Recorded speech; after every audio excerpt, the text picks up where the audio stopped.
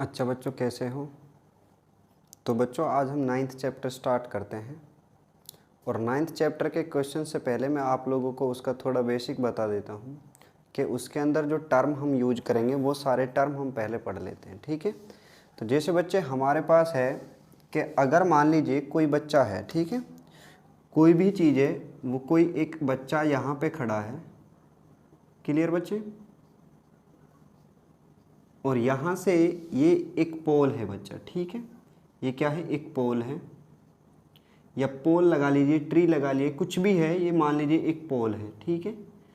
अगर मान लीजिए और यहाँ से ये इस तरीके से ये लाइन, ये ग्राउंड लेवल है। देखो बच्चे, जो ग्राउंड लेवल होता है हमारे पास और ग्राउंड लेवल के पैरेलल जितनी भी लाइन होती है, ठीक है बच्चे, यानी अर्थ के पैरेलल में जितनी लाइन होती है वो सारी की सारी लाइन हमारी कहलाती है हॉरिजॉन्टल। कैसी कहलाती है? Horizontal line. और बच्चे अर्थ के ऊपर, ठीक है, अर्थ के ऊपर जितनी भी चीज़ें खड़ी होती हैं और 90 डिग्री का एंगल बनाती हैं वो लाइन कहलाती है हमारे पास वर्टिकल लाइन। तो ये कैसी लाइन होगी? एक वर्टिकल होगा, यानी वर्टिकल ही है ये, ठीक है। जो पोल इसके ऊपर खड़ा है ये वर्टिकल ही है। अगर कहीं पे ये चीज़ आती है कि एक पोल अर्थ के ऊपर वर्टिकल है, तो बच्चे आप लोगों को मान के चलना पड़ेगा कि वर्टिकली का मतलब ही यह है कि जब वहाँ पे वो कितने डिग्री का एंगल बना रहा होगा? 90 डिग्री का एंगल। तो ये यहाँ पे कितने डिग्री का एंगल होगा? 90 डिग्री का। और जो आइज होती है, आइज से अगर आप लोग पैरेलल लाइन खींचते हो इस तरीके से, तो जो ये लाइन होगी ये भी कैसी लाइन होगी? एक हॉरिजॉन्टल लाइन होगी। क्लियर? अब बच्चे देखो, मान लीजिए मुझे यहाँ पे देखना है, ठीक है, मैं इसकी जो ये हाईएस्ट टॉप है इसका, ठीक है, पॉइंट है, उसको मैं यहाँ से देखता हूँ, ये बच्चा उसको देखता है, तो यहाँ से इस तरीके से देखेगा इसको।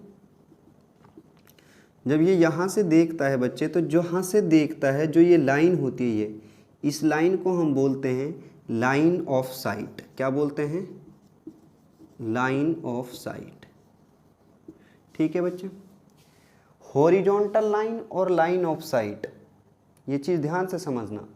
हॉरिजॉन्टल लाइन और लाइन ऑफ साइट के बीच एक एंगल बनता है, ये एंगल, और इसी एंगल को हम बोलते हैं एंगल ऑफ एलिवेशन। क्या कहा जाता है इसको?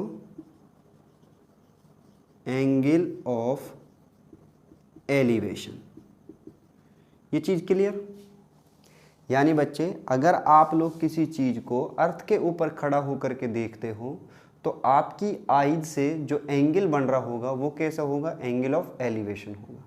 सेम उसी तरीके से अगर बच्चे कोई चीज़ अर्थ के साथ बंधी हुई है, यानी वो 90 डिग्री के अलावा कोई एंगल बनाती है, तो वो एंगल कहलाता है एंगल ऑफ एलिवेशन।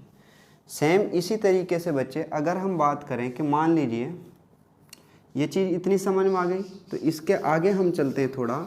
अगर मान लीजिए कोई बच्चा इस तरीके से है, ठीक है, ये हमारे पास कोई टावर है, यहाँ पे कोई पोल गड़ा हुआ है, ये, और एक बच्चा यहाँ खड़ा है, ठीक है बच्चे, एक बच्चा यहाँ पे खड़ा हुआ है, और ये यहाँ से यहाँ पे एक गाड़ी जाती है, ठीक है, और ये इस कार को यहाँ से देखता है, ठीक है, इस तरीके से। तो मेरे प्यारे बच्चों, जो ये लाइन होगी ये तो अब भी वर्टिकली कहलाएगी, और जो ये लाइन होगी ये कैसी होगी? हॉरिजॉन्टल होगी। और यहाँ से हम आइज से हॉरिजॉन्टल लाइन अर्थ के पैरेलल एक लाइन खींच देते हैं, ठीक है बच्चे, ये लाइन भी कैसी होगी? हॉरिजॉन्टल लाइन होगी। और हम बात कर रहे थे हॉरिजॉन्टल लाइन और लाइन ऑफ साइट। अब लाइन ऑफ साइट क्या होगी? लाइन ऑफ साइट होगी अब ये line of site. Line of site क्या होगी? लाइन ऑफ साइट होगी ये लाइन। क्यों बच्चे? क्योंकि अब मैं यहाँ से देखता हूँ, तो जहाँ से मैं देखता हूँ किसी चीज़ को, जो हमारी नज़र होती है वो उसके जो लाइन बनती है उसी लाइन को हम क्या कहते हैं? लाइन ऑफ साइट कहते हैं। तो यहाँ से जो ये एंगल यहाँ पे बनेगा, ये एंगल हमारे पास थीटा है मान लीजिए, और इस एंगल का नाम क्या होगा? अब आप इस एंगल का जो नाम होगा बच्चे, वो नाम होगा angle of depression. Angle of depression. ठीक है, ये होगा एंगल ऑफ डिप्रेशन।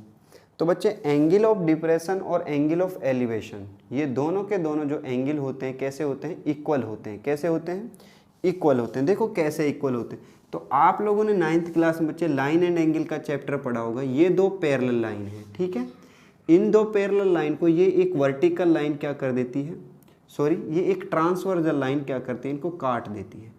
जो ट्रांसवर्जल लाइन जब इनको काटती है तो जेड फिगर जहाँ पे बनती है, ये ऐसे जेड फिगर बनी, और जेड फिगर जहाँ बनती है उन एंगल का नाम क्या होता है, अल्टरनेट एंगल। क्या नाम होता है, अल्टरनेट एंगल। और अल्टरनेट एंगल आपस में कैसे होते हैं, ऑलवेज इक्वल होते हैं। तो ये एंगल और ये एंगल दोनों के दोनों कैसे होंगे, इक्वल होंगे। सेम उसी तरीके से बच्चे अगर मैं इधर से देखना शुरू करूं तो यहाँ भी जेड होगा ये, और यहाँ से ये एंगल और ये एंगल, ये दोनों के दोनों भी कैसे होंगे, इक्वल होंगे। सेम पोजीशन हमारी यहाँ आती, देखो यहाँ से आप इस चीज़ को देखिए और यहाँ से ऐसे आइए और यहाँ से इस चीज़ को ऐसे देखिए, तो यहाँ पे भी एक जेड बना। तो जितना एंगल ये होगा उतना ही एंगल ये होगा। क्यों, क्योंकि दोनों के दोनों कैसे हैं बच्चे, ये कैसे एंगल होंगे, अल्टरनेट एंगल होंगे। दोनों के दोनों कैसे एंगल होंगे, अल्टरनेट एंगल होंगे। और अल्टरनेट एंगल ऑलवेज कैसे होते हैं, इक्वल होते हैं।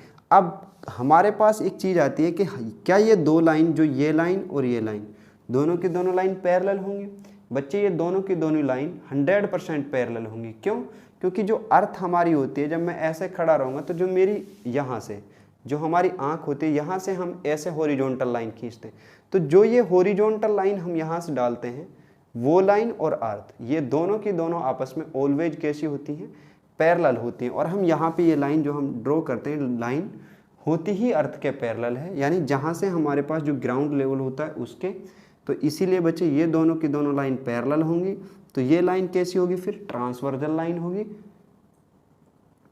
और जब ये ट्रांसवर्जल लाइन होगी तो ये एंगल और ये एंगल दोनों के दोनों कैसे होंगे, अल्टरनेट एंगल होंगे। और जब अल्टरनेट एंगल होंगे तो बच्चे दोनों कैसे होंगे, इक्वल होंगे। ये तो हमारे पास था एंगल यहाँ पे कितने बनते हैं और किस तरीके से बनते हैं, ठीक है। Angle of elevation, angle of depression हमेशा कहाँ से बनते हैं, लाइन ऑफ साइट और हॉरिजॉन्टल लाइन के बीच में बनते हैं। इसके बाद आते हैं बच्चे हमारे पास कुछ ट्रिग्नोमेट्रिक रेशियोज और उन ट्रिग्नोमेट्रिक रेशियोज की वैल्यू, ठीक है। तो बच्चे आप लोगों को सिर्फ और सिर्फ कितनी वैल्यू याद करने की ज़रूरत है, आप लोगों को सिर्फ और सिर्फ 3 वैल्यू याद करने की ज़रूरत है, साइन थीटा, कोस थीटा और टेन थीटा। और साइन कोस टेन में भी आप किसकी वैल्यू याद करोगे बच्चे, 30 डिग्री, 45 डिग्री एंड 60 डिग्री। तो साइन से अगर हम शुरू करें, साइन 30 डिग्री, तो साइन 30 डिग्री की वैल्यू कितनी होती है बच्चे, आप लोग खुद बताएंगे मुझे, क्योंकि आप लोगों ने चैप्टर नंबर 8 को कंप्लीट कर लिया है। और बच्चे आप लोगों को ये वैल्यू याद नहीं है तो आप 9th चैप्टर में कंप्लीट नहीं कर सकते। जब तक आप लोग ये वैल्यू नहीं करोगे याद, जब तक आप लोग क्वेश्चन को नहीं कर सकते। तो साइन 30 की जो वैल्यू होती है वो होती है 1/2। और जो साइन 30 की वैल्यू होती है वही वैल्यू होती है कोस 60 डिग्री की। क्योंकि साइन और कोस दोनों के दोनों कैसे होते हैं, एक दूसरे के अपोजिट होते हैं। क्योंकि बच्चे ये दोनों कैसे एंगल बनाते हैं, ये कॉम्प्लीमेंट्री एंगल हैं। और कॉम्प्लीमेंट्री एंगल्स की वैल्यू हमेशा कैसी होती है, इक्वल होती है। ये चीज़ तो हम पहले 8th चैप्टर में सीख चुके हैं। अगर बच्चे आप लोगों ने 8th चैप्टर नहीं पढ़ा है तो पहले आप 8वां चैप्टर जो 8th चैप्टर हमारा है उसको पढ़ लीजिए। इसी तरीके से आता है बच्चे हमारे पास साइन 60 डिग्री, साइन 45 की अगर हम बात करें पहले, तो साइन 45 डिग्री कितने के इक्वल होता है बच्चे, साइन 45 डिग्री हमारा इक्वल होता है 1/√2 के। कितने के, 1/√2। तो कोस 45 कितने के इक्वल होगा, देखो बच्चे जो 45 और 45 कितने होते हैं, 90। हमें 90 ही चेक करना है, 90, 30 और 60 90। तो इन दोनों की वैल्यू कैसी होगी, सेम होगी। अब cos 45 sin 45 की वैल्यू ऑलवेज कैसी होती है, इक्वल होती है। अब हम बात करते हैं यहाँ पे साइन 60 डिग्री। तो साइन 60 डिग्री की वैल्यू होती है √3/2। अब देखो 60 को 90 पूरा करो, 90 पूरा करोगे तो कितना आएगा, 30 और साइन का ऑपोजिट कोस। तो कोस 30 की जो वैल्यू होगी वो भी कितनी होगी, √3/2। इसके बाद आप लोगों को ज़रूरत है टेन की वैल्यू फाइंड आउट करने की या टेन की वैल्यू लर्न करने की। तो टेन 30 डिग्री कितना होता है 1/√3। tan 45 डिग्री कितना होता है, ये तो आप लोगों को याद ही होगा 1। और tan 60 डिग्री की वैल्यू कितनी होती है √3। देखो बच्चे यहाँ पे दिक्कत करते हैं tan 30 पे और tan 60 पे। देखो बच्चे tan 30 जो है हमारे पास वो वैल्यू कम होती है इन कंपेरिजन टू 60 डिग्री। तो जो 60 डिग्री बड़ा है तो बच्चे √3 भी कैसा होता है, बड़ा होगा किससे 1/√3 से। तो बड़े के साथ बड़ी वैल्यू, छोटे के साथ छोटी वैल्यू। तो tan 60 के साथ √3 क्योंकि बड़ी वैल्यू है, और tan 30 के साथ 1/√3 होगी।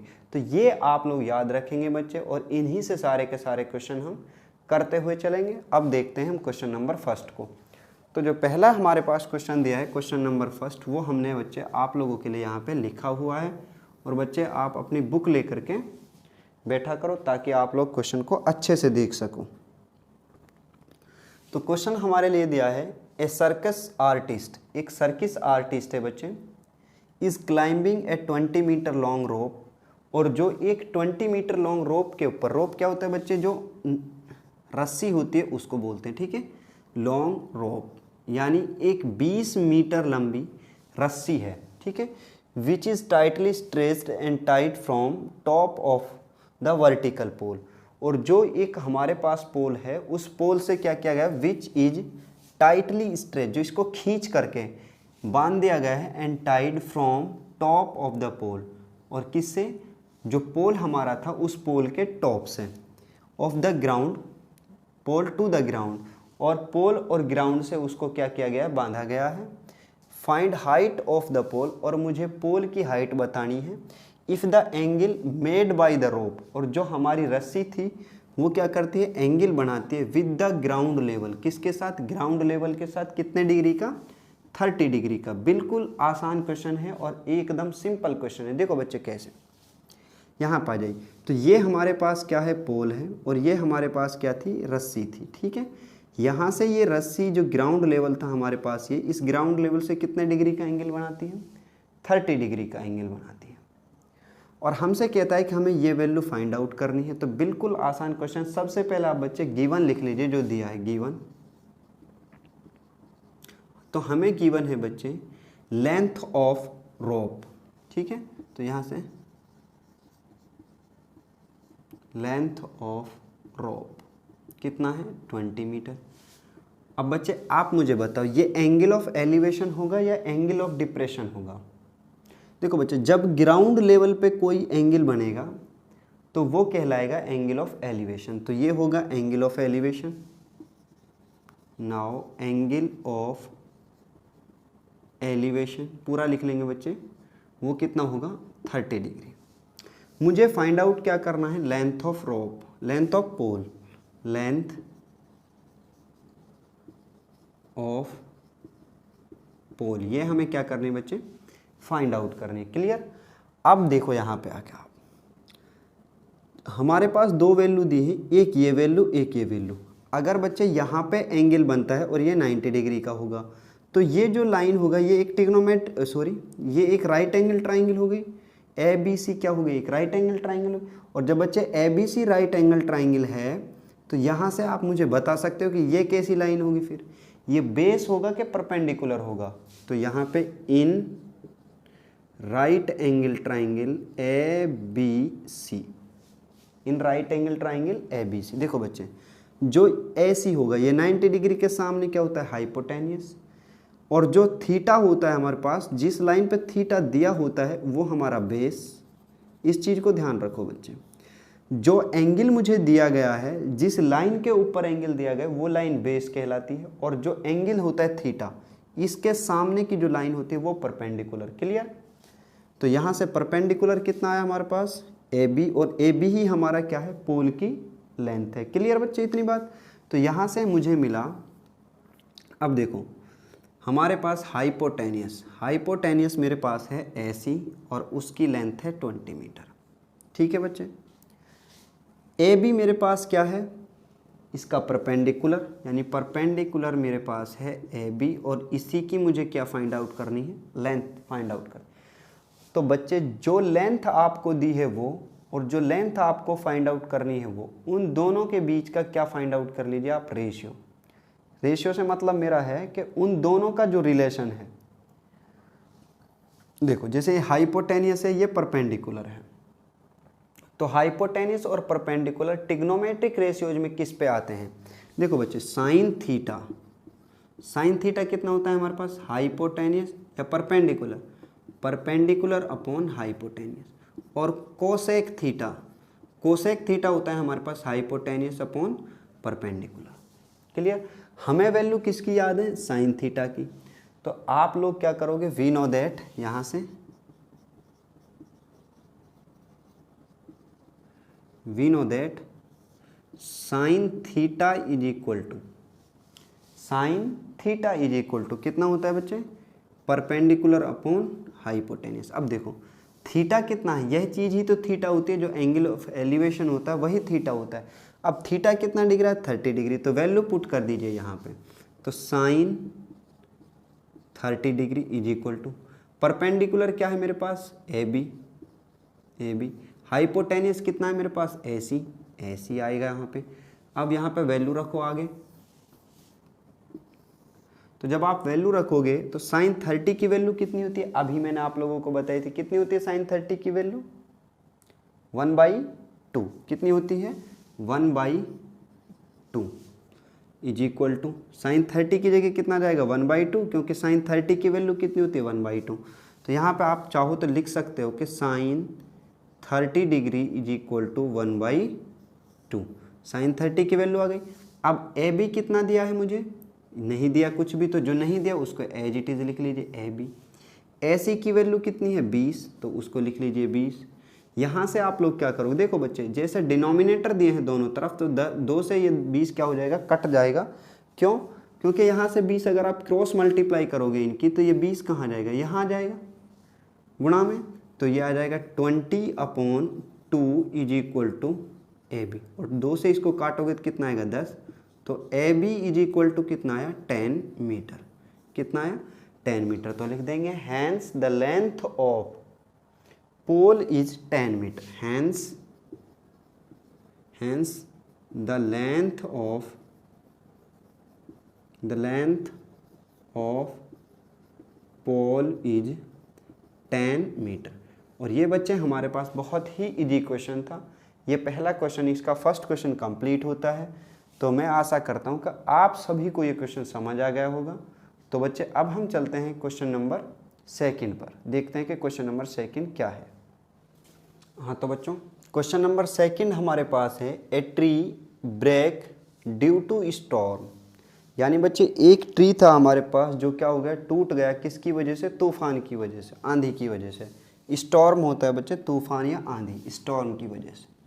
एंड द ब्रोकन पार्ट, और जो टूटा पार्ट था, टूटा हुआ पार्ट, बैंड्स वो मुड़ गया, सो दैट इसीलिए the top of the tree, और जो टॉप द ट्री का जो टॉप था, top of the tree touch the ground level, touch the ground, और जो क्या करता है, ग्राउंड को टच करता है, मेकिंग एन एंगल 30 डिग्री, और कितने डिग्री का एंगल बनाता है बच्चे, 30 डिग्री का एंगल बनाता है। The distance between foot of the tree, यानी जहाँ पे प्री, जो जैसे ही मान ली ये पेड़ था हमारे पास, ये पेड़ था हमारे पास, ठीक है, ये पेड़ था, और जो ये पॉइंट होता है, ये जहाँ पे ट्री खड़ा होता है, वो उसका क्या कहलाता है, फुट ऑफ ट्री, क्या कहलाता है, फुट ऑफ ट्री। तो ये पॉइंट था फुट ऑफ ट्री,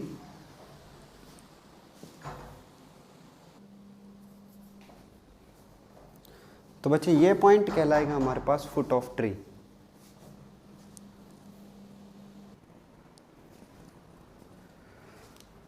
हाँ तो बच्चे जो ये पॉइंट होता है हमारे पास, ये कहलाता है फुट ऑफ ट्री। क्लियर? और ये पॉइंट जो होगा लास्ट ऊपर का, मान लीजिए ये इसका पॉइंट है लास्ट ये, और ये पॉइंट कहलाता है इसका टॉप ऑफ ट्री। तो ये क्वेश्चन क्या कह रहा था हमसे, tree to the point where the top touch the ground is 8 metre, और जब ये टूटा, मान लीजिए यहाँ से ये टूट गया, और यहाँ से टूटने के बाद ये इस तरीके से आके पड़ा यहाँ पे, क्लियर, इस तरीके से, और जब ये आके यहाँ पड़ा तो इसने जो एंगल बनाया, कहाँ से, ग्राउंड के साथ, वो एंगल कितना है 30 degree. The ground making the angle 30 degree, तो ये एंगल कितने डिग्री का था 30 डिग्री। इसके बाद where the top touch the ground is 8 metre, और जहाँ से देखो द फुट, ये देखो the distance between the foot of the tree, the distance between foot of the tree to the point where the top touch, यानी foot of tree, और वो है पॉइंट जो टॉप को क्या कर रहा है, जहाँ टॉप टच करता है वो, उसके बीच की जो डिस्टेंस है वो कितनी है 8 मीटर। ये कितनी है 8 मीटर। क्लियर। अब मैं इसको नाम देता हूँ लेट, ये हो गया ए पॉइंट, ये बी पॉइंट और ये सी पॉइंट। तो जैसे ही ये सी, ये पेड़ टूटा यहाँ से, तो ये सी कहाँ आ गया, यहाँ आ गया। कहाँ आ गया, यहाँ पे आ जाएगा। क्लियर। जब ये पेड़ टूटा तो ये सी कहाँ आ गया, यहाँ आ गया। तो जो ट्री होगा हमारे, उस ट्री की लेंथ कितनी होगी ए बी प्लस बी सी।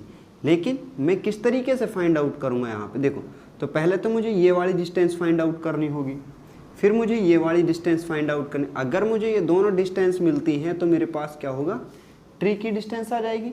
तो करते हैं क्वेश्चन को। तो यहाँ से पहले गिवन लिख लीजिए, गिवन सॉल्व।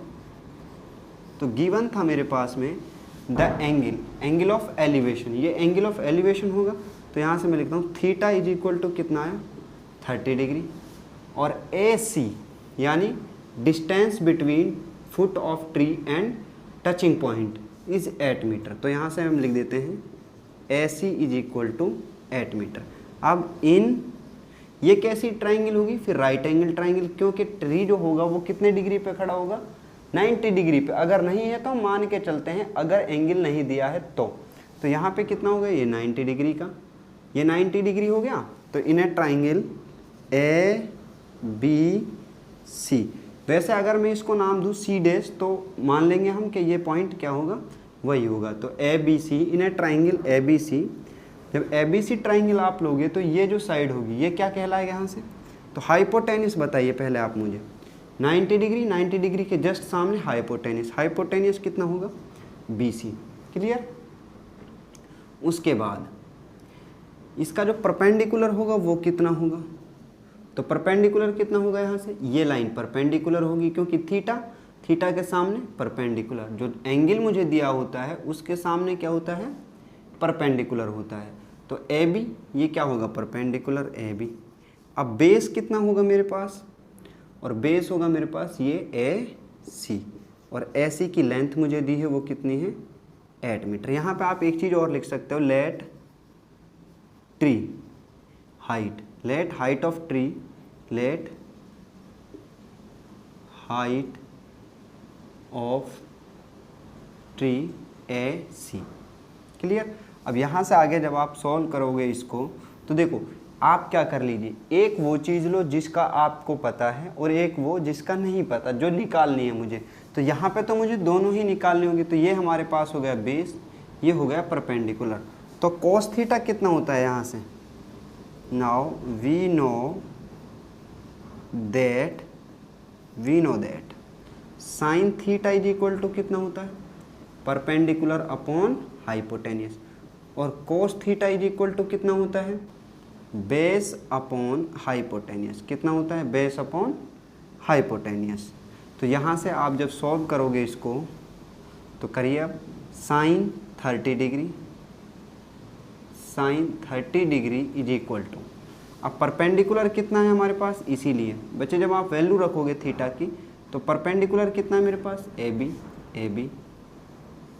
अब देखो हाइपोटेनियस कितना है मेरे पास, हाइपोटेनियस है बी सी, हाइपोटेनियस आया मेरे पास बी सी।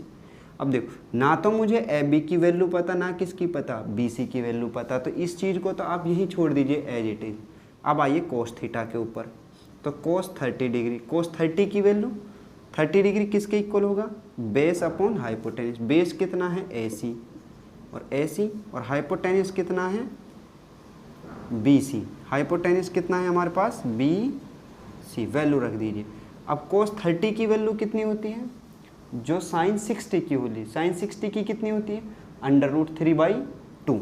तो यहाँ से कितना आ रहा होगा √3/2 इज इक्वल टू ए सी की जगह कितना आएगा 8, और BC की जगह कितना आ रहा होगा, ये BC का 20, तो यहाँ से कितना आएगा BC is equal to, cross multiply करूँगा तो √3 इसके साथ आएगा और 2 कहाँ जाएगा इसके साथ, तो यह आ जाएगा 16, 8 दूनी 16 और √3 यहाँ पे, तो BC इज इक्वल टू कितना आया 16 अपॉन में √3, इसको आप ऐसा ही लिख लीजिए। क्लियर इतनी चीज़।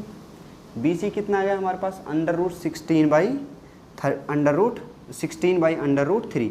और बच्चे जब भी √, की संख्या आती है कहाँ पे, डिनोमिनेटर के अंदर, तो उसका हम क्या कर लेते हैं रेशनलाइजेशन। क्या करते हैं रेशनलाइजेशन। तो यहाँ पे जब आप रेशनलाइजेशन करोगे, रेशनलाइजेशन ऑफ डिनोमिनेटर, तो मुझे कितना मिलेगा 16/√3 गुणा में √3 और अपॉन में √3, यहाँ पे इतना, यहाँ से ये कितना जाएगा 16/√3 अपॉन में कितना 3, ये कितना आ गया मेरे पास, लेंथ आ गई किसकी BC की। अब मुझे देखो AB मेरे पास है, BC मेरे पास है, तो वैल्यू पुट कर लीजिए यहाँ पर, इसको यहाँ से इरेज कर देता हूँ।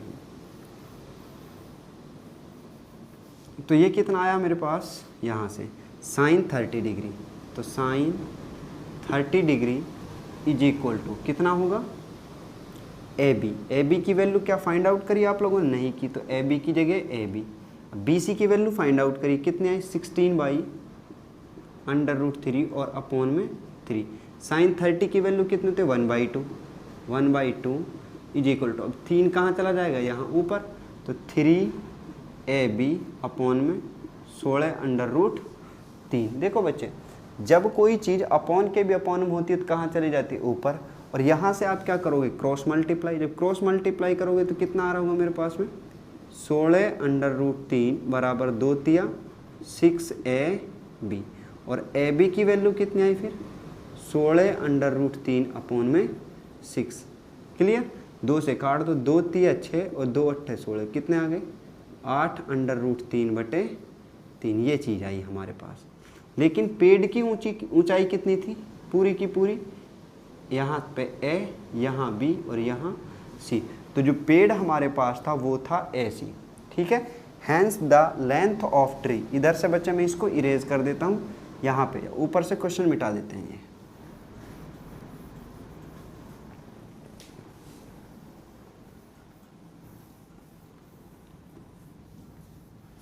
हैंस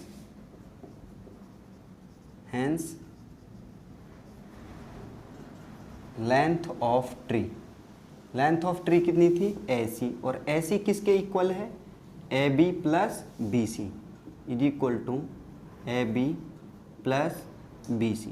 वैल्यू रखो बच्चे, AB कितना आया 8/8 इंटू √3 अपॉन 3 प्लस ये कितनी आई BC आई हमारे पास 16/√3 अपॉन 3। और बच्चे जब डिनोमिनेटर कैसे हो इक्वल हो तो ऊपर की संख्याओं को एज इट इज हम क्या कर देते हैं ऐड कर देते हैं, तो ये कितना आएगा 8/√3 प्लस 16/√3 अपॉन 3, क्योंकि एलसीएम दोबारा समझो, यहाँ से इन तीनों का एलसीएम कितना है 3, तो 3 1 जा 3 और 1 से मल्टीप्लाई करूँगा इसको तो कितना आएगा यही, अब 3 1 जा 3 1 से मल्टीप्लाई करूँगा इसका तो कितना आएगा यही आएगा। तो यहाँ से आगे जब बच्चा आप सोल्व करोगे इसको कितना आएगा, देखो 8/√3 और 16/√3 कितने हो गए 24/√3, तो 24/√3 अपॉन 3 से काट 3 एकम 3 3 अट्ठे 24, तो कितना है बच्चे 8/√3, और यही हमारी क्या होगी लेंथ ऑफ ट्री होगी। तो लिख देंगे hence the length of tree is 8/√3 metre.